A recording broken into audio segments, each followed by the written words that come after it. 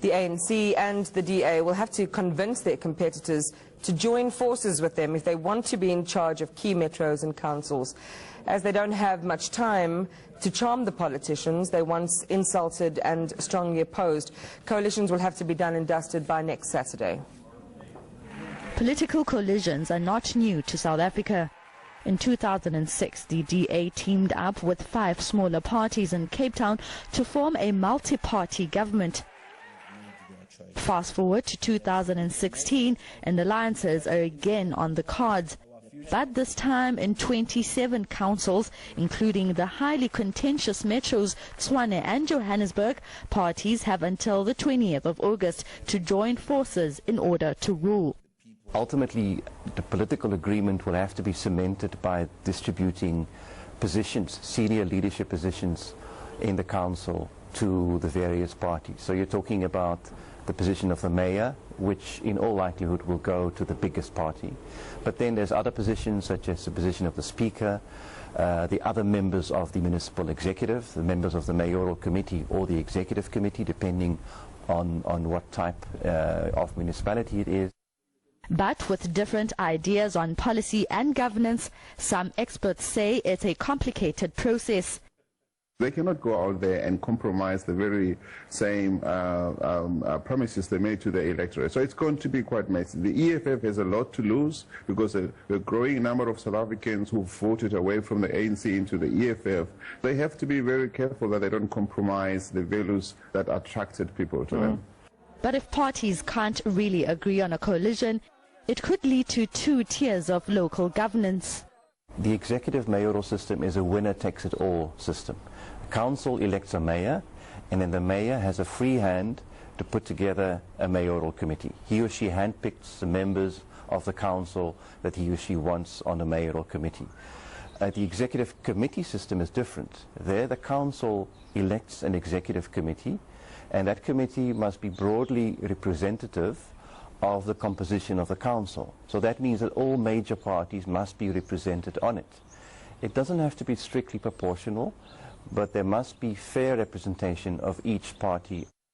Visser says the executive committee system would be a last resort. Tim Tongana, Cape Town. Last week, undoubtedly a busy week in South African politics. This week, a similar theme running through the expectations. We explore some of the key issues with ENCA commentator Angelo Fick.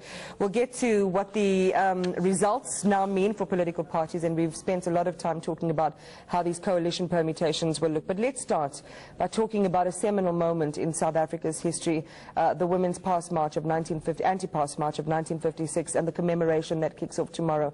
60 years, you would have seen Sandy's piece of many women down in the Eastern Cape getting on trains to come to Johannesburg. What would you say are some of the key narratives in marking this important moment in history? Well, it's a poignant moment that I think we need to also come to terms with the fact that many of the women who were on that march have either passed on or on the sort of end of their life cycles, and that one of the 4 famous women who stood in the photograph is still alive and took a pilgrimage today to the graves of the other 3 women, tells us how far we've come from that moment in history. But at the same time, there are several lessons we haven't learnt.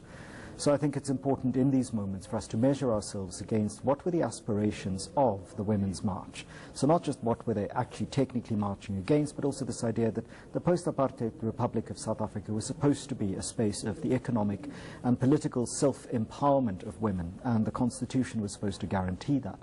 But as we have seen over the last couple of months and even in the last couple of days, this is not necessarily the case for all women, and it's certainly not necessarily the case that women are a unified category that speak in one voice. And while we don't necessarily want that, it is important for us to recognize that women's political empowerment isn't always and only inside political parties, that the political empowerment is a citizen's right guaranteed by the Constitution, and as such all of us as citizens have a duty to effect that. And as long as sexual violence and violation, as long as gender-based violence as it's called, happens, you do not have substantial equality of either the material or political kind for women across this country. You know, just to take a sentence out of what American female and human rights activist Audre Lorde was talking about, you know, the cause of women's issues are not one vat of homogenized chocolate milk. If you ask from community to community across the South African landscape, for each of those communities there might be different issues that are important and issues that certainly need women and society at large to rally around, albeit, as you say, these major themes kind of are consonant for all. How do you inject that into what's become this sort of consumerist knee-jerk of how we celebrate and commemorate a month like this? Well, of course, we're going to be asked to pamper the women in our lives, and I don't know who the we is in that kind of sentencing, and we're going to be told to treat women to spas and to buy women-centered products. But the idea behind the political empowerment of women, I think we can learn very much from the younger women in today's society, who even up until today were protesting that who gets to speak about women's empowerment, when and for what reason, is often something that we don't question. We don't all speak with the same kind of investment, either in terms of time and research or in terms of political commitment, and often our struggles are hijacked by others who then pretend to speak the same language we do, but actually are only speaking to silence us. And I think it's an important moment for South Africans, all of us, to pause for a moment, and those of us who've been in the struggle for women's empowerment for 20 or 30 years of our lives, to start listening more actively to what younger women are saying, so that we can begin to hear what our own failings are and also begin to work with younger people on how to resolve the very issues that we have been unable to resolve for them and that they have to live with. And I think it is this intergenerational dialogue that is often an intergeneration of scholarship or an intergeneration of research, or between generations that are physically generally different, as in people are older and younger. But these differences should not become spaces where those of us who sit in my position and have been involved for 20 years get to tell other people what to do, but also to sometimes sit back and listen. And this, I think, is one of the signal lessons we need to learn, that 60 years after the women marched on the union buildings and demanded to be listened to, it should not be necessary for 18 to 23-year-old women to have to march and demand to be listened to. We live in a republic where we should be listening anyway, and the fact that we aren't is one of the failures that I think is signaled to this dispensation. Speaking of listening, this is certainly a week of speaking and listening, because it's a week in which coalitions will be formed or not, conditionality imposed thereupon, and the clock is ticking, otherwise the national government steps in. Where to next after these elections then? Well, I think the business of having to form these coalitions and then form the municipal councils is the first order of business. But once that business is done, and if it isn't done, then there are legislative frameworks for intervention, because citizens have the right to municipal governance. It's constitutionally guaranteed. You know, once those councils are formed, it is up to those councillors to now begin to work together, because they don't get to partition up the spaces and say, you govern this, I govern that.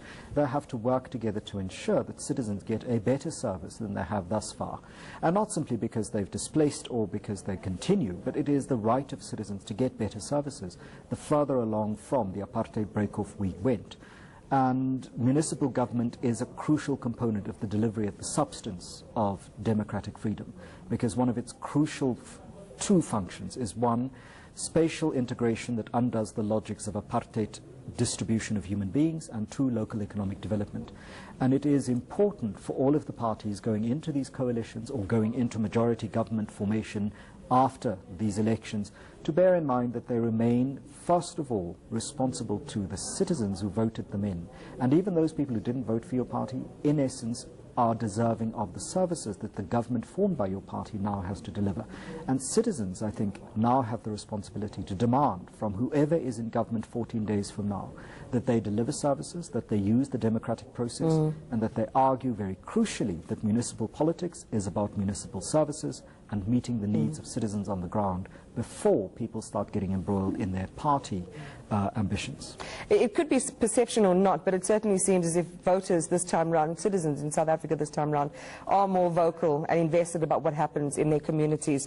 Let's talk about the Olympic Games, and there is this curious difference in the topography, let's call it that, of the host country. The deployment of police, the cleanup operations in the run-up to this election, all the while a political crisis is unfolding in that country. Yes, they've got an interim president. Dilma Rousseff has been asked to vacate her seat, and Mr. Tamer is in charge for the moment. There are concerns about his own embroilment in corruption. There are concerns about the stability of Brazil's government as pressure from forces on the right push against the leftist agenda that have been in place and has had some spectacular failures over the last 8 years. But at the same time, Brazilians also have an image as a global South country that they're fighting against of, a Western gaze that says these Olympics are going to be disastrous. Jokes around the world about unfinished stadia, Australian athletes who refused to go into the water and felt that their villages were incomplete.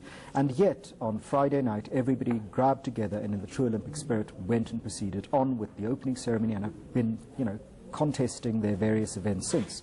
There have been some tragedies, but I think South Africans are most invested in the swimming medals and, of course, in Caster Semenya, whose return to this level of international competition has so much more at stake than just national pride. It's her own individual personal journey. She's been tweeting about it. And I think many South Africans will be looking for her to put a kind of stripe, a line underneath all of the suspicion and anxiety that has hounded this young woman. But of course, she carries the hopes, the aspirations of many South Africans, for all of those team members who are representing Team South Africa. Thank you very much, Angela. Angela Fick with the week ahead, and we'll hear from him again on Friday. Monday News Night, when we continue making